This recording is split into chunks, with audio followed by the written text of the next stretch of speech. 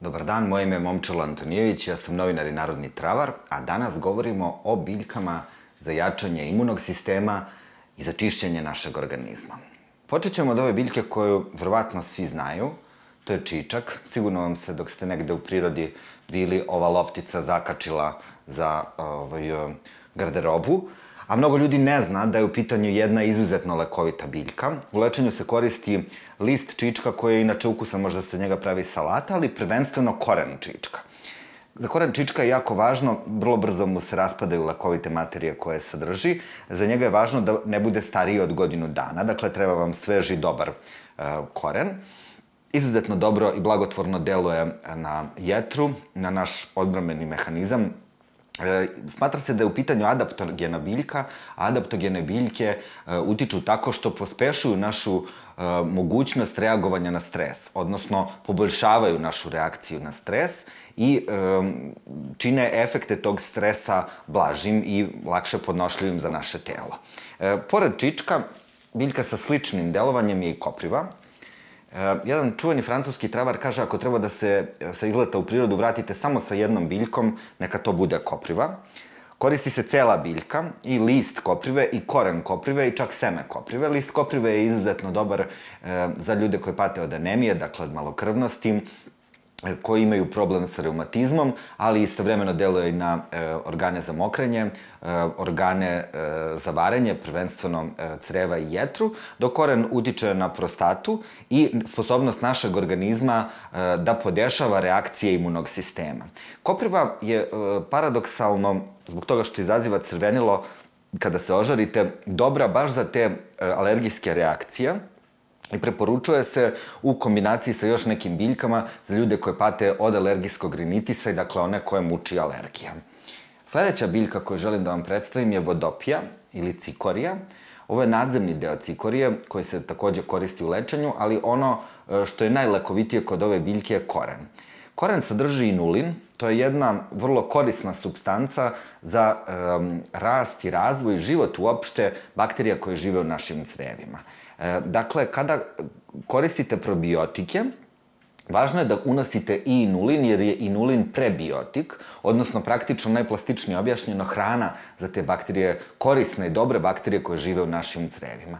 Na taj način, dakle, zahvaljujući tome što održava zdravlje mikroflore u našim crevima, vodopija i inulin koja ona sadrži utiču na naše zdravlje i na adekvatnu reakciju našeg imunog sistema. Sledeća biljka koju želim da vam govorim je kupina. Izuzetno dobra i bogata tanijima, polifenolima, baš zahvaljujući njima ima antivirusno delovanje, vrlo efikasno rešava bakterijske infekcije, posebno one u digestivnom traktu i uz koprivu se preporučuje kod alergijskih reakcija i neadekvatnih reakcija našeg odbrambenog sistema. I poslednja, ali nikako najmanje važna, je lincura, planinska lepotica, to je jedna biljka sa uspravnom stabljikom, divnim zlatno-žutim cvetovima. Ja sam kupio ovaj koren iz prostog razloga jer je vađenje lincure u našoj zemlji zabranjeno. Dakle, svi preparati koji se prave od lincure i lincura koja se prodaje su dobijeni iz uzgoja, jer je ova biljka toliko vađena 50. i 60. godina prošlog veka da je pretilo praktično istrebljenje. Lincura je naravno najpoznatija po rakiji. Ovo je travarica koju sam ja pravio sa korenom lincure i još nekim biljkama koje deluje na jačanje imunog sistema. Rakija je izuzetno gorka. Svaki put se iznenadim njenom gorčinom, ali je neverovatno lekovita. I lincura se posebno preporučuje ljudima kojima je imunni sistem oslabljen posle neke teške terapije, zračenja, hemioterapije. Dakle, to je biljka koja se preporučuje rekonvalescentima. Naravno, ukoliko želite na jednostavan i efikasan način da koristite lekovito dejstvo svih ovih biljaka, tu su Bioteo Immunodetox kapi, koje sadrže sve ove biljke koje sam pomenuo, plus koren maslačka. I one se, dakle, posebno preporučuju ljudima koji pate od alergija, koji pate od anemije, dakle, malokrvnosti, koji žele da sprovedu jedan proces čišćenja organizma, jer sve ove biljke deluju i na organe za varenje, prvenstveno jetru, ali i na organe za mokrenje, tako da se organizam efikasno čisti i naravno za ljude koji žele da ojačaju svoj imunni sistem. Kako se koriste imunodetoks kapi? Vrlo jednostavno. Prve nedelje pijete 5 kapi, koje sipate u neku rakijsku čašicu, dopunite vodom ili čajem od koprive još bolje, popijete i tako 3 puta na dan.